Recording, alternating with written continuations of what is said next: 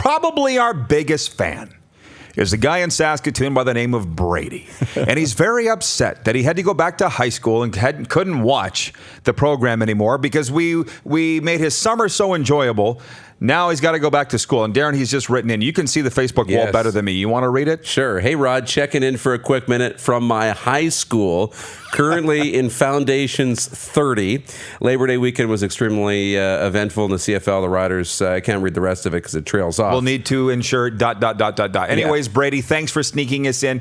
Don't get in trouble from your teacher. You know, if you pull the hood up, you might be able to get the headphones underneath, and maybe the teachers won't be able to see it. I don't want to be responsible for two things. One, kids failing in school because they're watching this show. And two, people being in accidents. Because what I did hear this weekend from people is they put the phone up on their dash and they're watching. And I'm like, that's dumb. RodPedersen.com/listen live. Put your phone up and listen to the program when you're on the road. Other than that, everything's going fantastic here on the program. But one more to the Alex Singleton thing.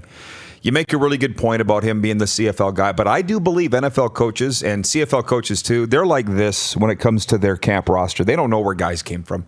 They're just looking at Alex Singleton as 45 with the long hair. I really believe that. Because I remember when Kerry Joseph won the MVP in the CFL, Sean Payton, coach of the Saints, was asked, what about this Kerry Joseph? Would you take a look at him? And he's like, who's Kerry Joseph? The MVP of the Canadian Football League. Those coaches aren't watching CFL football. They're watching their own film over and over and over and over and over. And they don't know, maybe even that Alex Singleton ever was a CFL guy. Think there's a chance of that? I believe that to be true, but how did he not see 25 tackles?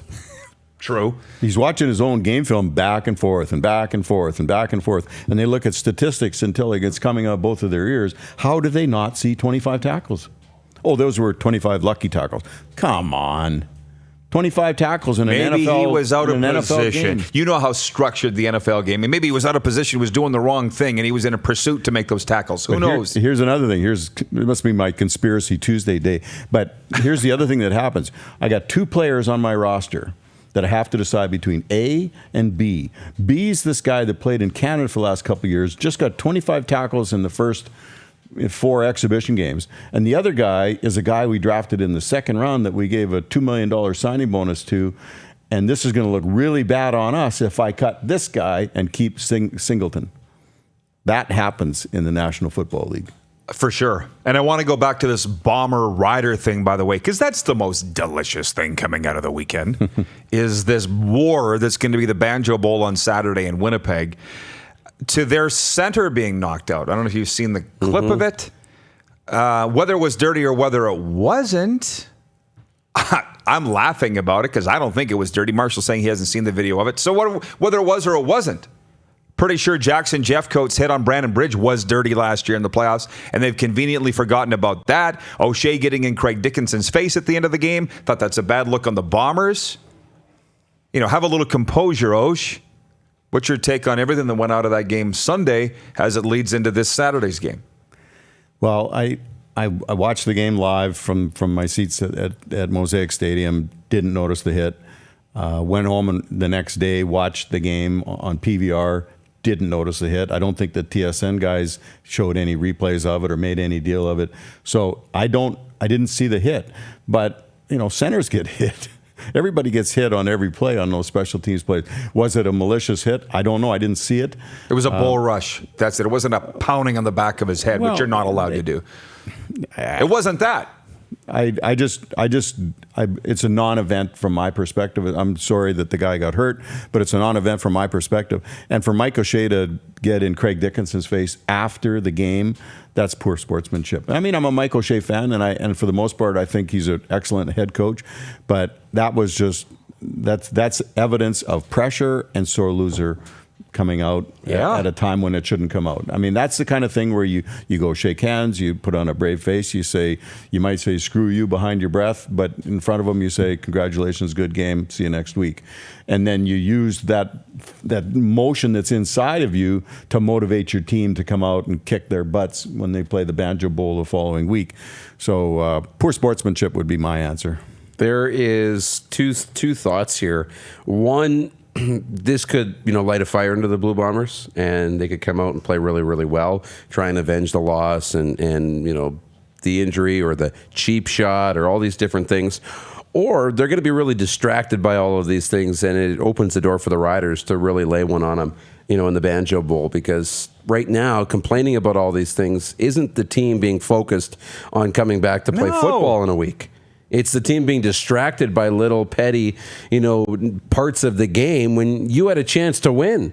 It's not like the deck was stacked against you with non-calls and this and that, and it allowed the Riders to win by 20 points.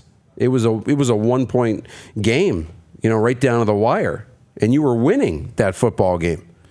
I don't know. It doesn't look very good. I hate to burst the bubble, and I don't mean your bubble, but the fan bubble. What gets talked about in the media, what gets talked about, in interviews with players, is sometimes very, very different from what gets talked about in the locker room. What gets talked about in the locker room, Mike O'Shea and Richie Hall and Paul LaPolice are pushing buttons right now. They're pushing buttons with their players to get them super motivated for this Banjo Bowl. And it may have nothing to do with the blow-up hit on their center. It may have nothing to do with the interaction between Craig Dickinson and Mike O'Shea after the game. It's probably got nothing to do with any of that stuff, but it's about they disrespected us. They didn't think we had any chance of winning because we didn't have our starting quarterback and we didn't have Harris in our backfield. But they now are coming to our house and nobody beats us in our house. That's the kind of talk that goes on in the locker room. So these guys are going to be motivated. I mean, both teams are going to be motivated. But if you think Winnipeg's going to roll over and play dead because they blew up our center on a field goal, no, it's not going to be like that at all. This is going to be a snot bubbler brawl in the Banjo Bowl, and I think Winnipeg is going to win this one. Well, we have viewers in Winnipeg tuning in this morning. Don has some good. Don Cruikshank says, if you guys think this team will be distracted, you're nuts. Well, I already think they're distracted, Don. I thought they were distracted going into the Banjo Bowl, the Labor Day Classic, the Chris Matthews release, the Andrew Harris suspension, the Matt Nichols injury. There's a lot of distractions for the Winnipeg Blue Bombers. Now, having said that, as we get up against time here for hour one, so we'll make it brief, they still almost won the game. And if their defense could have held on that last Rider drive, they're walking out of there with the win. How much time do you have for the argument, Marshall, of the Riders should have beaten them by more? It was too close for comfort, given the fact that they were missing all those players. Well, I was certainly not one going into that game thinking that the Riders are going to win this game easily because A, it's at home, B, they always win the Labor Day Classic, C, they're playing without Nichols and Harris. I didn't buy that at all because I know the Winnipeg Blue Bombers, and I've been saying it on this show for the entire year, that is a really good football team. It's a really well-coached football team. There's tremendous leaders on that football team.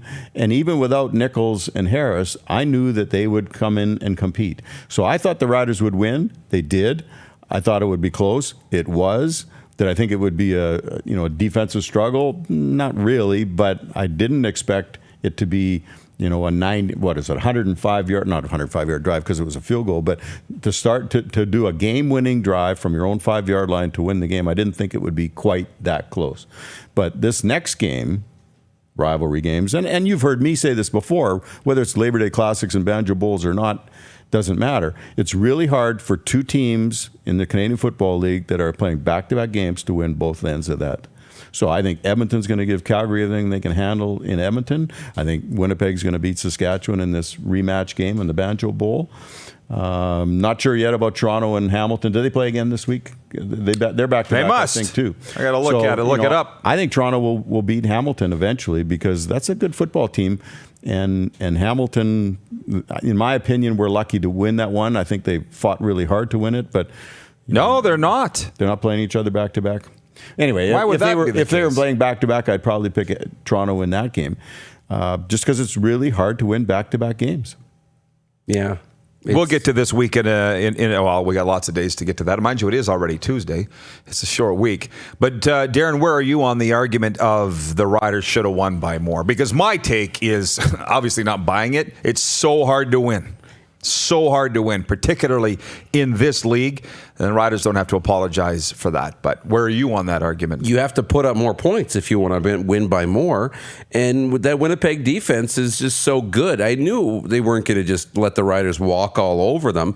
I hoped that the Riders could be on the field long enough with the football to wear them down, that Winnipeg wouldn't be able to move the ball enough and that you'd be able to wear that defense down. But in that second half, that wasn't the case. That Winnipeg defense is so good, and they're going to be good again this week. But, you know, it was funny, the comment that came in earlier about that the Riders are lucky. They're lucky that Nichols didn't play, and they're lucky that Harris didn't play, and they're lucky that Zach Collaros went down on the third play of the game, and that Cody Fajardo kind of fell into the starter's role and now has all this success. But, you know, if things had worked out the way the Riders had hoped they would, that Collaros would be healthy and that he would play, the Riders might even be in a better spot, because Collaros, you know, when he's healthy and when he's on, he's a good starting quarterback if he's healthy, right? And when he's at his best, he's a great starting quarterback in this league.